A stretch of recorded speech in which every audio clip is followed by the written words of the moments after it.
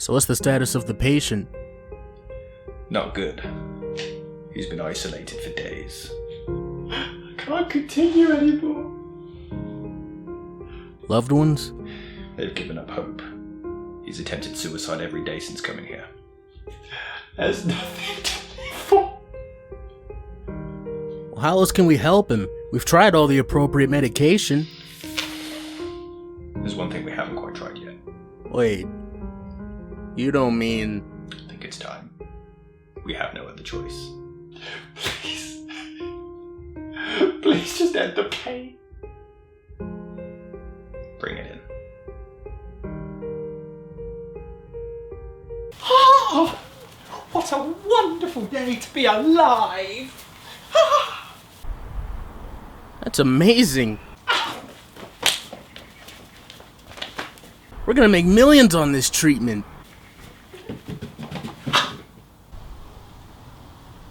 That's good burger. Continuing our conversation of the controversial Nickelodeon, let's talk Kenan and Kel. Kenan and Kel, one of the most iconic duos of the 90s who no doubt made Nickelodeon the juggernaut it is today. Way back when the duo featured on the popular Nick TV show at the time, All That, and much like Drake and Josh in later years, which led to Damn That Must Not Be Named, greenlighting their very own spin-off show, Kenan and Kel, which many of my generation grew up with, and I watched recently and it still holds up. Let's find out. However, during the production of this show, the duo were also given their first ever feature film, Good Burger. The movie follows Dexter, played by Kenan, a slacker who just comes out of high school for the summer, but after he crashes his mom's car, he takes a summer job at the titular Good Burger joint in order to pay off the damages. There, he runs into Ed, played by Kel, a stupid, brainless moron working with him in the restaurant's kitchen, and all sorts of wacky hijinks ensue. I'm not stupid. The concept of the film came from the All That show, which featured a Good Burger sketch, which pretty much follows the same premise as the movie, where an idiot burger joint employee called Ed always finds a way to mess everything up and scare off customers. I mean, I've seen good movies get adapted from less. Oh, poo. Dan Schneider, who had been a producer on the show, co-wrote a script with Kevin Koplau and Heath Seifert based on the sketch, and filming ran from March to April 1997 before being released on July the 25th that same year. And it was actually a surprise hit, grossing $23 million worldwide, but reviews were mixed, some feeling that the movie was inaccessible to wider audiences and would only appeal to fans of the show. Gene Siskel in particular despised the movie, saying, "There isn't too much to say about Good Burger other than it isn't very funny. I don't see why one of the kids couldn't be smart. That would have set up a whole nother set of jokes." And for once, I can kind of see his point. Ah, racist. What? No! It wasn't my fault. See this nut on some rollerblades? He skated into my vision sight, and I couldn't see nothing, so I swerved. And then we was spinning around. I don't want to hit. And then I couldn't control it. I don't want to hit. Ow. Ow. Ow. Ow. Ow. Ow. Water. Water. I need water. Water. Water. Water. Water. He would go on to become a comedic legend, folks. I won't be funny no more, see? You were being funny before? Early on, Kenan is also the bumbling idiot who screws things up, and it's not very funny. I think he works a lot better playing the straight man alongside Kel's idiocy. I mean, sometimes when he has a dumb joke, "Hey, check it, Ed. It's the Mondo Idiot." Kel manages to come along right after and save it. "Oh, well, nice to meet you, Mondo Idiot. I'm Ed." Now, don't get me wrong, I love Kenan, but I feel like he works a lot better when he's got someone else to bounce off of. A crazy man in the psych ward chucks him out a window, and it's hilarious how he acts like it's just a tiny inconvenience. Kel, on the other hand, is just hilarious in this, and good luck getting this out of your head. "Welcome to Good Burger, home of the Good Burger. Can I take your order?" "Welcome to Good Burger, home of the Good Burger. Can I take..." "Welcome to Good Burger, home of the Good Burger. Can I take your order?" "Welcome to Good Burger, home of the Good Burger. Can I take your order?" "Welcome to Good Burger, home of the Good Burger. Can I take your order?" "Welcome to Good Burger, home of the Good Burger. Can I take your order?" "Welcome to Good Burger, home of the Good Burger. Can I take your order?" "Welcome to Good Burger, home of the Good Burger. Can I take your order?" Welcome to Good Burger, home of the Good Burger. Can I take your order? "Welcome to Good Burger, home of the Good Burger. Can I take your order?" Or this weird song he keeps singing. "I'm a dick, he's a dick, she's a dick, 'cause we're all dicks. Hey, I'm a dick, she's a dick, oh, 'cause we're all dicks. Hey, I'm a dick, I'm a dick, He's a deer. She's a deer. They even recorded a studio version of it. The movie really doesn't wait around. They immediately show Ed fantasizing about talking burgers. Yeah, straight off the bat it just tells you, look, this is gonna be cheesy, dumb fun. Enjoy. Wow, a clock! Now, you could say this makes no sense because how is he so stupid he already forgot that he set an alarm? But who cares, it's funny. I hate how funny my brain finds these jokes, and that's a lot of the humour. They are dumb jokes, but they're brilliant. Don't I know you from somewhere? Ever been to Australia? No, me neither. They sound similar. I know some of these words. $13. Wow, that's almost $14. I don't remember what my dad looks like either. But at least I get to see him every day. I don't believe what I just saw. Who, Elvis? Oh, then she came to visit, huh? Oh, I'm fine, and you? You don't want to be partners? Well, no, see, is it because I'm black? What? What?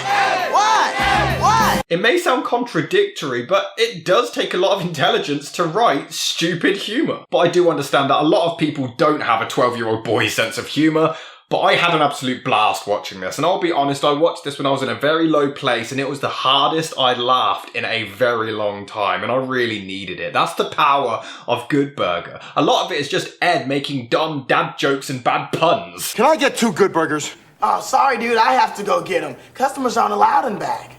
Just give me 2 Good Burgers! Dude, I just can't give you 2 Good Burgers. You have to pay for them. I ordered 1 Good Burger with nothing on it. And that's what I gave you. No, you gave me a bun. Just a bun. Look, there's no meat in here. But you said you wanted nothing on it. You better watch your butt, man. Okay. Can you get that through your head? I could try. Kurt Boswell. No. I'm Ed. Can I give you a lift, Ed? Oh, I don't know, dude. I weigh about 150. How does $10 sound? $10. I don't know. Who's Kurt? I'm Kurt. I'm Ed. I'm aware. You said you were Kurt. You are so hot. Oh, well, I often sweat at work. What do you want to do? Well, I always wanted to shave a Martian. Can I sit here? On my lap? I don't know how to say this. Oh, you just go. This. I am reporting your name to the manager. The manager already knows my name. I caught those little Mondo brats dumping shark poison in our sauce. Shark poison? Well, why do they want to harm those innocent sharks? They're just harmless fun. The movie is hilarious. They even make a pun based on the name of the show. Who was that? She is all that. All what? And some Kenan and Kel references, which is nice. Why? Pestiferous? Ed's character is so wholesome and innocent, but the fact that he's completely oblivious to everything around him just makes him that much more fun to watch. Maybe I'm someone famous. You know, like a baseball player or a pretty nurse. Huh? What? Man, what in the world are you talking about? Okay, I give up. Who am I? I don't know who you are. Man, you cost me a fortune. You wrecked my summer, man. You ruined my life. So, you don't want to hang out tonight? I'd slap you in your head, but I'm not quite sure that your brain would understand the concept of pain. Hey, want to see my belly button? Can't we just go somewhere and be alone? What for? Wait. What am I supposed to do? Hello? Hello? What am I supposed to do? At one point, everyone is all depressed about losing business, and he's completely unaware of the situation. It's great. I don't want to sit by you. I don't want to see you. I don't want to smell you. I don't want to hang out with you. I don't even want to use words with the letter U. Look, I'm Great Nose Boy. Oh, look. A scene where Ed shoves grapes up his nose. I hope Doug doesn't take this 10-second clip and edit it to make it seem like it went on forever, completely misrepresenting the scene just to make the movie seem bad. That would just be silly. Shh, we like him now. But some jokes don't land. It's okay, people. Her butt is fine. Ed, run!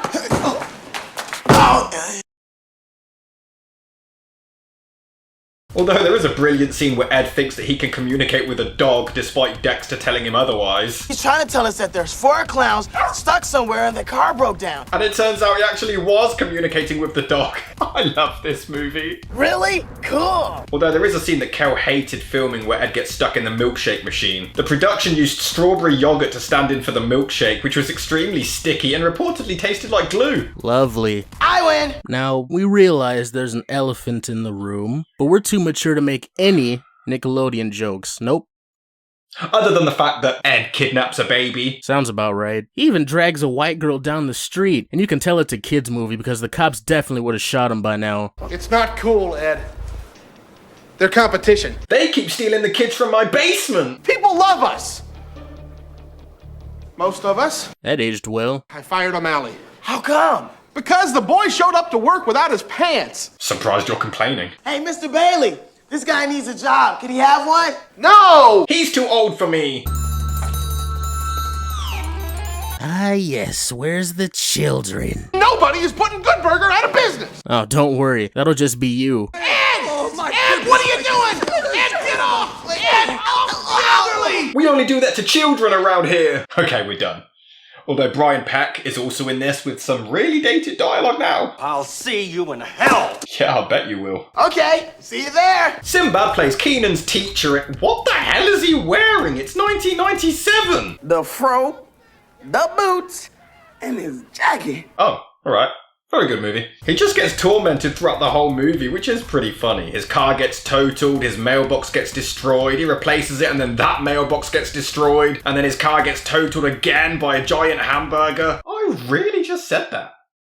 He deserves it. Look at what he's wearing. Oh, that sounds delightful. Not to mention, he gives a test to his students on the last day of school. Man, fuck this dude. And Keenan's friend... Is that Roger from Sister Sister? Clearly I watched far too much Nickelodeon as a child. Oh, he's an R&B singer now.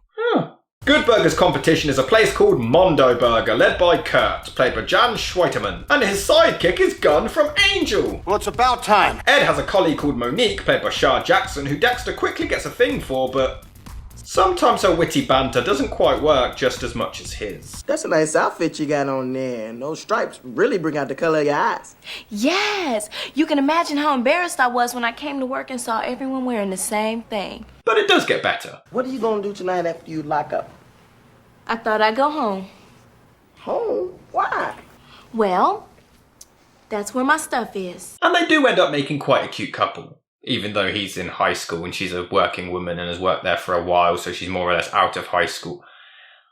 Why didn't we suspect Dan Schneider was a nonce again? What the hell kind of fast food place is this? The Academy Awards doesn't have this high production. Well, to be fair, I always consider that as part of the joke, that this random fast food joint has a grand opening like people are just dying to get inside and eat some fucking fries. Well, it is America. It turns out that Ed is also a master chef and actually has some secret special sauce that may help out Good Burger. You're not gonna get Ed sauce. Dexter ends up conning Ed out of money for the sauce, and man, considering how kind-hearted this Ed character is, this is one of the most evil acts in film history. It's like robbing Mickey Mouse of his life savings. There must be 50 customers out there. It's unbelievable. What do you put in that sauce? Acting lessons! They do have a sweet moment on the rooftop as they bond, and he's just so grateful for Dexter just spending time with him. You know, beneath all the dumb puns and... I think I broke my ass. It does actually have a lot of heart behind it. You know, I wonder if this is where the first SpongeBob movie got their idea for the Patty-mobile. And then they delivered to Shaquille O'Neal? Well, of course. When you think of Nickelodeon, you think Shaquille O'Neal. You know, I'm starting to notice a trend in the 90s with kid films randomly starring basketball players. It's very strange. And I love how Ed just whips out a tomato and Shaq doesn't even question it. Oh yeah, I'll eat that. He also says that he loves the sauce, but you can clearly see that the burger has no sauce in it. Just saying. I just love the character of Ed so much. We can all learn a lot from him as he looks for the good in everyone. I mean, he gets run over and still happily greets the villain. He even buys Dexter his childhood yo-yo. Man, if he doesn't want to be Ed's best friend, I will be. But you want to know the best way to find out the secret recipe for someone's special sauce? Tits! If anyone can get the sauce out of Ed, she can. But not just any tits. Carmen Electra's tits. Although I do love how Ed has absolutely no idea that she's hitting on him. I like how Dex is suspicious when Kurt drops Ed off at work, but a random hot chick hits on him later on, and he doesn't even question it. And then her trying to manipulate the secret recipe out of him ends up with her being completely abused the entire time. Only Good Burger could make domestic violence funny. And fair play to Carmen, she really goes all out with this performance. And ironically, a year later, she'd end up marrying somebody who's a whole lot weirder than Ed. Surprisingly, the movie does actually have some genuine character development for a dumb kids film, as Dexter realizes how he's treated Ed and starts to show remorse. They even got the actress from All That to make a cameo. Which is a pretty relatable bit where she speaks like Eminem and Ed just can't keep up. Yeah, working in retail for 15 years, these people do exist. Ah, the 90s, where the epitome of comedy was men dressing up like women. Alright, but Kel having lingerie underneath is pretty funny. Not that there's anything wrong with that. Well, here we go again. Wait, no! So they get busted trying to break into Mondo Burger. You know, I think all these people take their jobs a little too seriously, but Kurt ends up committing them to a psychiatric unit. What the hell? How the hell does he have this much power? He just owns a restaurant. This is just where all the child actors go when Nickelodeon's done with them. But the biggest travesty? The bitch who broke up Corey and Topanga is there! Let me out of the Velma Hawkeye wifey motherfucker! She almost has a relationship with Ed, which is really strange because he acts weirded out by her. It doesn't really make a lot of sense. The whole fun and charm of Ed is that he's the weirdo in a world of reality. So for him to find another nutcase and he's like, well, you're a bit odd, it doesn't quite work. And why the hell am I analysing this? It is brilliant when he tries to innocently help a psychopath and lets him out of his straitjacket though, and then he goes out on a rampage. Kurt's not the smartest villain in the world though, is he? Considering he reveals his evil scheme to them not once, but twice. Trampethol is way illegal. Sure makes burgers nicer than normal. It's called shark poison. It's gonna make all your little Good Burger customers very, very sick. And I like how when all else fails, Kurt and the gang just throw their hands up and decide, fuck it, let's almost kill the customers with shark poison. Kids movie. It's 6 a.m. Good Burger opens at 10. That means we only got 4 hours to warn them. Thanks for that, Carol Vorderman. And it's the 90s, so of course they escape with a dance sequence. It is pretty amusing though, as it's crazy people doing the warped dance moves and groaning sounds. Yeah, wouldn't be able to get away with that today. Before the music composer decided to have a stroke. They end up escaping and the window's already broken, but Ed decides to still jump out of the other one with glass still in. That's possibly my favourite part of the entire film. I was also going to make fun of Abe Vigoda. Yeah, dude went from The Godfather to Good Burger. Sometimes you have to work your way up. For having an obvious stunt double as he leaps out the window, but surprisingly, despite being 76 years old at the time of filming, he did actually perform many of his own stunts, such as running and jumping over fences. Fair play. Uh-oh.